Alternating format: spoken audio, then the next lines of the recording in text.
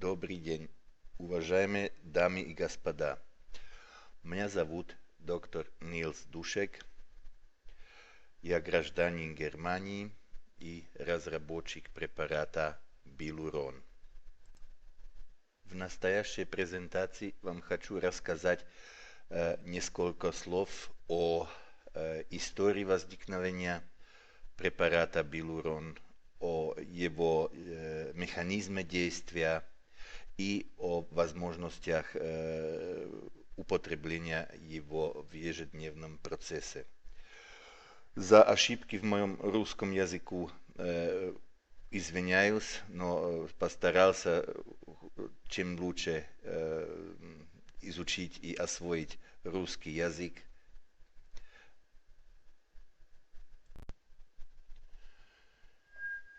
Препарат Билурон – это, можно сказать, ортомолекулярный препарат и производится в Германии.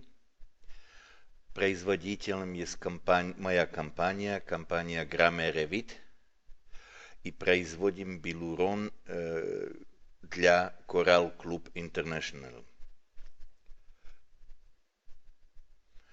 Билурон считается торговой маркой Coral Club International.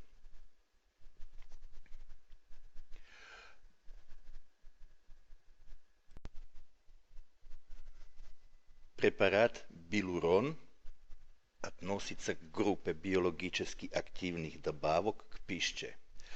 Не считается лекарством.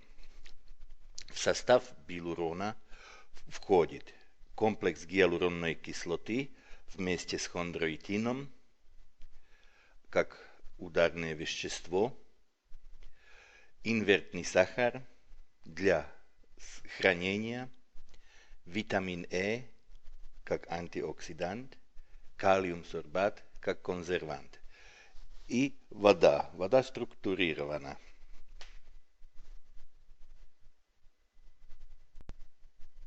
Сначала несколько слов об истории препарата Билурон.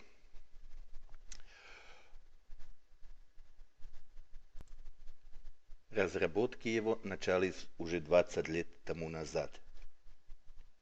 Дальше. Как всегда в медицине, первые эксперименты с гиалуронной кислотой в поисках эффективной формулы были сделаны на мышах и крысах. После того мы прошли на экспериментальную базу с более крупными животными, собаки и лошади. В итоге в 2000 году мы закончили успешно испытания на лошадях и год позже испытания на добровольцах-спортсменах. Результаты эти покажу в следующих слайдах. И в 2013 году завершили одну из последних регистраций препарата на основе гиалуронной кислоты под названием Билурон в России. Дальше. На следующем слайде показаны результаты лечения хромоты у лошадей.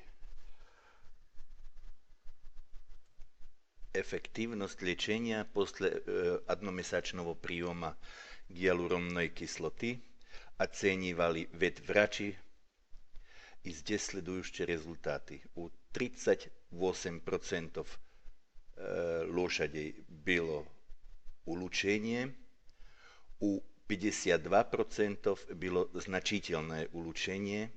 Это все в сравнении с другими терапевтическими процедурами.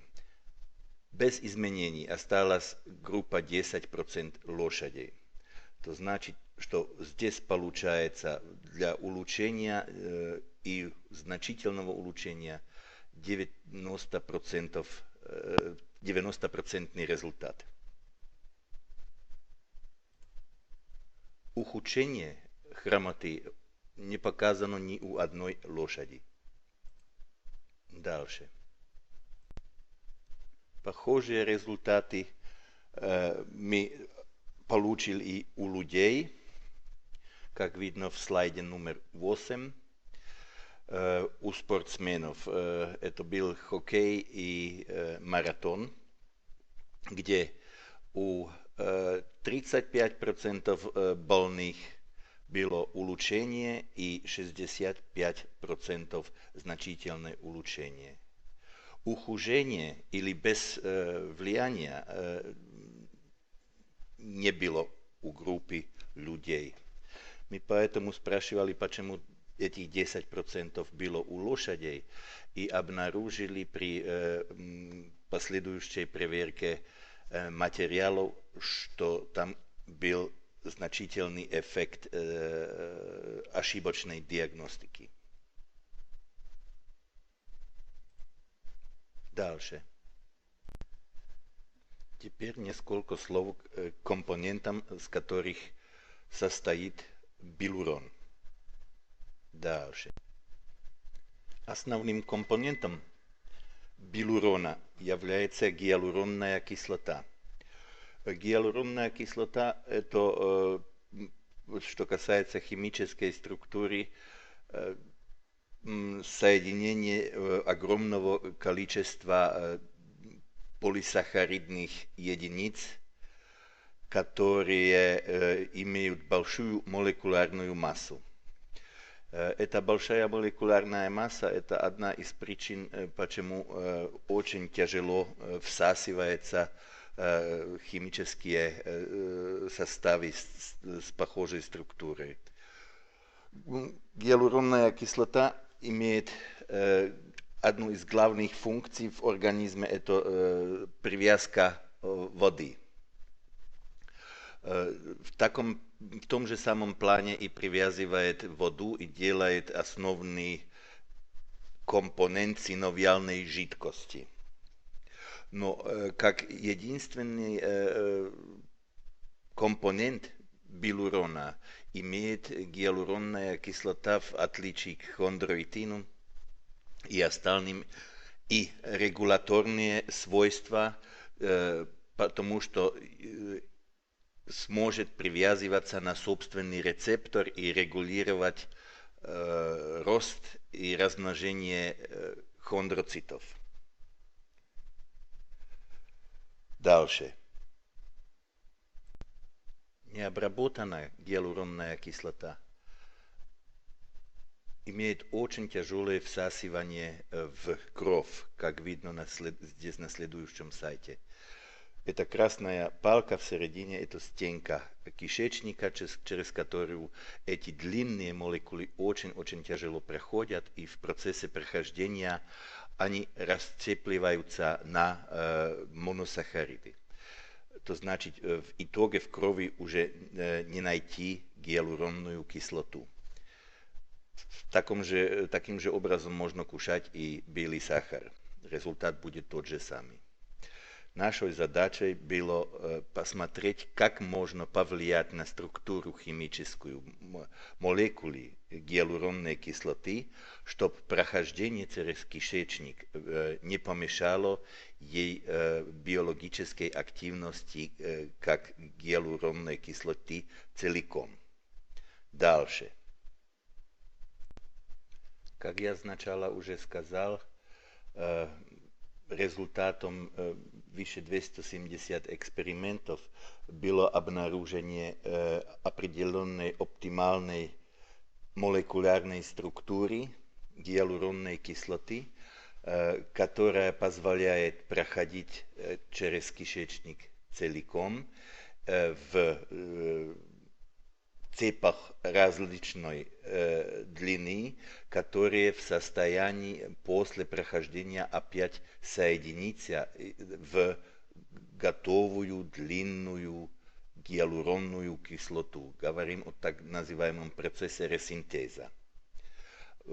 Вот эта гиалуронная кислота, которая таким образом изменена и проходит через кишечник, она находится в препарате билурон. Дальше. Следующим компонентом это хондроитин-сульфат. Хондроитин-сульфат является очень важным структурным компонентом хрящи и хрящевого матрикса. В разнице к гиалуронной кислоте хондроитин сульфат является чисто стройматериалом. Он не имеет никаких биологически регуляторных свойств, как гиалуронная кислота. Следующим компонентом это инвертированный сахар. Инвертированный сахар мы включили в наш препарат сначала чисто как консервант, но он химически состоит из равных долей глюкозы и фруктозы. Но показалось в поздних работах, что он не только консервант, но и то как источник энергии для хондроцитов и как стройматериал для собственного производства гиалуронной кислоты в организме. Дальше. Эти два главные компоненты, гиалуронная кислота и хондроитин, они в нашем препарате вместе связаны ковалентной связкой во форме гиалурон-хондроитинного комплекса. Здесь на картине видно вот темные это хондроитинная структура и хондроитинная доль и белые это доль гиалуронной кислоты в комплексе. После прохождения кишечником в кровь приходят транспортными белками на капсулу сустава и проходят через капсулу в суставную жидкость. В этом моменте прохождения разделяется гиалуронно-хондроитинный комплекс и отдельно проходит гиалуронная кислота, которая накапливается в жидкости сустава, и отдельно проходит хондроитин, и хондроитин используется в хрящи как стройматериал. Дальше. Здесь на картинке видно здоровый сустав, который состоит из кости, хрящи, это желтые, суставной капсулы, зеленые, и синовиальной мембраны, которая ограничивает синовиальную жидкость. Основным компонентом этой синовиальной жидкости здесь синяя. Это гиалуронная кислота. Дальше. Здесь на следующей картинке видно тот же самый сустав изменен в процессе артрозы. Главным характеристиком больного сустава это то, что убивает хрящи и что капсула становится более толстой в сравнении с здоровым суставом. Дальше. В процессе наших разработок мы хотели объяснить для себя механизм действия гиалуронно-хондроитинного комплекса, который находится в препарате Билурон. Поэтому мы взяли гиалурон-хондроитинный комплекс и маркировали его радиоактивным маркером и смотрели его разделение в организме. Показалось, что уже в лимфу после приема проходит через 15 минут и до 2 дней может состоять в лимфе, пока не проходит в синовиальную жидкость. Это прохождение в синовиальную жидкость начинается 24 часов после приема. В синовиальной жидкости он связывается с рецепторами клеток хряща, хондроцитов, и с stimuliruje takým obrazom výrobotku собственной endogенной гиалуронной кислоты. Это покажем на следующих слайдах. Дальше. Что творится в суставах в процессе артрозы в течение приема билурона?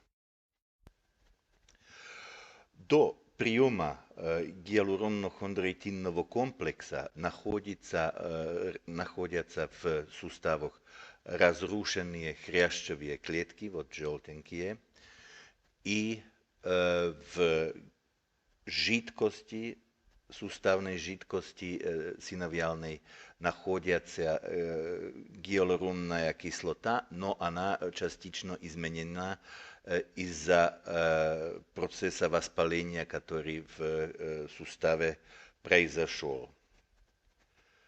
То значит, гиалуронной кислоты здесь минимум, поскольку здесь минимум гиалуронной кислоты, она не способна привязываться на рецепторы хрящевых клеток и так регулировать их действие. Рецепторы – это те стрелки, которые видно из желтых клеток. Дальше. С момента первичного приема билурона начинается в организме процесс насыщения гиалуронной кислотой. То значит, мы приводим из наружья гиалуронную кислоту, которая накапливается в синовиальной жидкости. Тем же образом в синовиальной жидкости уже два варианта гиалуронной кислоты. Первоначальная, которая была изменена воспалительным процессом, и здесь видно желтенькая, которая в препарате билурон.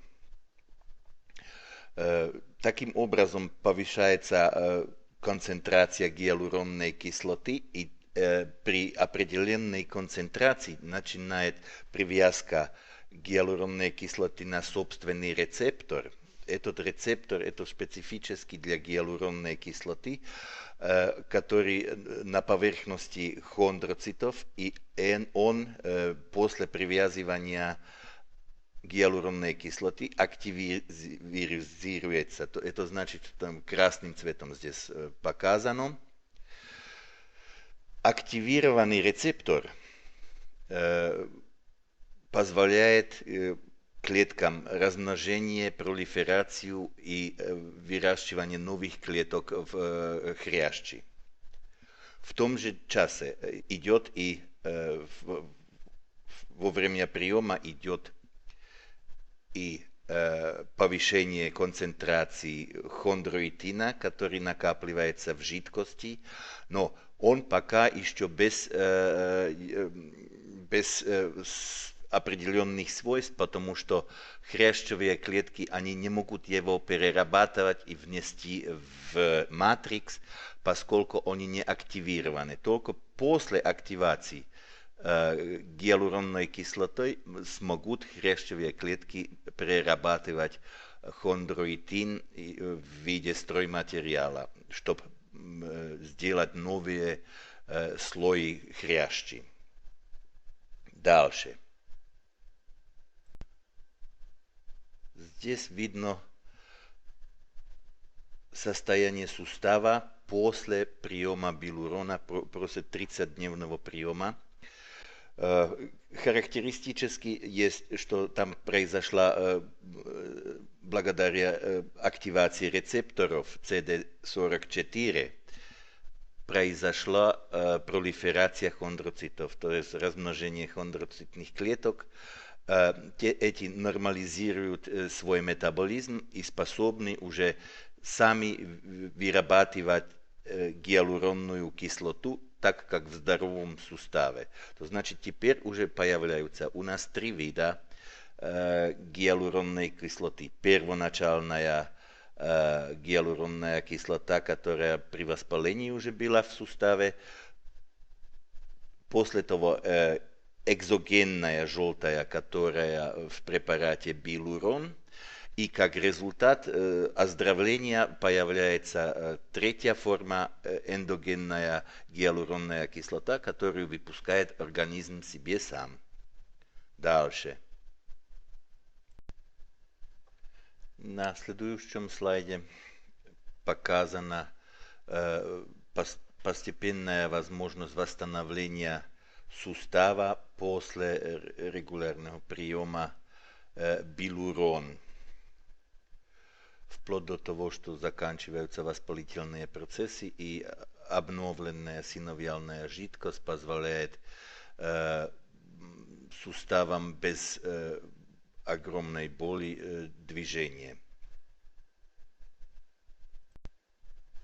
На следующих двух слайдах более схематически показан еще раз процесс восстановления хрящевых клеток после приема билурон.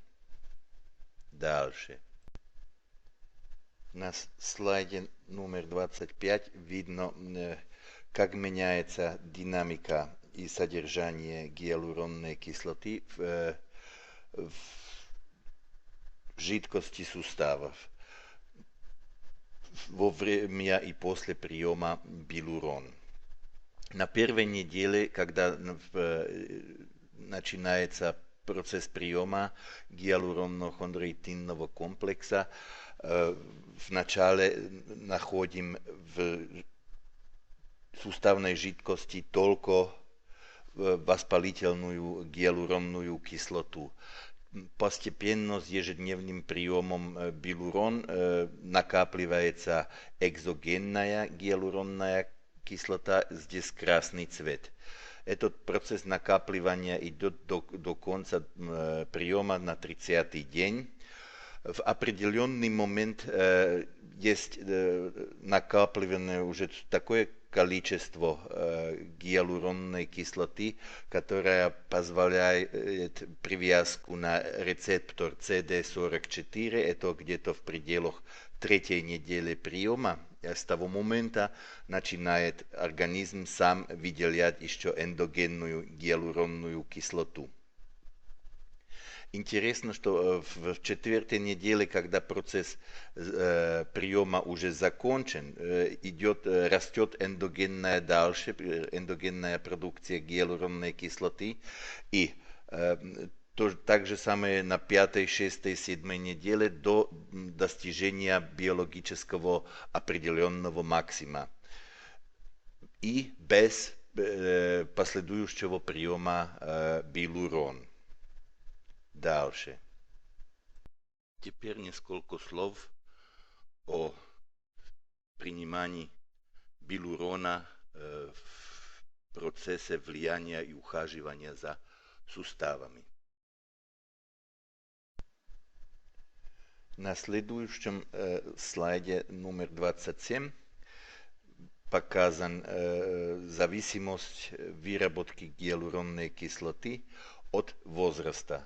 Однозначно показано, что до 20 лет организм способен вырабатывать себе гиалуронную кислоту в полном объеме.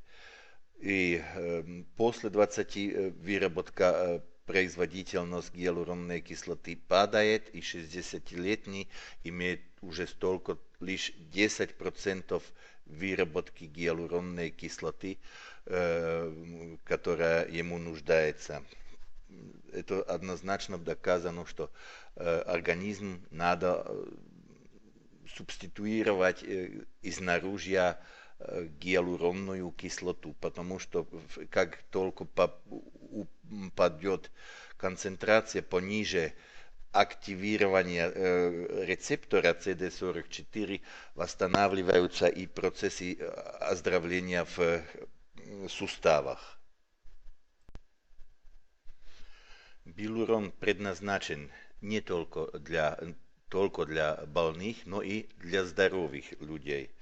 В первой очереди это мы в течение последних 10 лет накопили ведомство, где можно применять гиалуронно-хондроитинный комплекс. Это у детей здоровых детей в фазе роста, у спортсменов, когда у них идет или перегрузка, или профилактический до нагрузок и соревнований. И у пожилых людей возрастный износ произошел, можно восстанавливать опять назад хрящ с помощью билурона. И классические применения это артроз и патология межпозвоночных дисков. И в последних летах мы сделали большой эксперимент в Вьетнаме, где нам удалось доказать, что с помощью билурона можно в комплексной терапии очень хорошо влиять на подагру.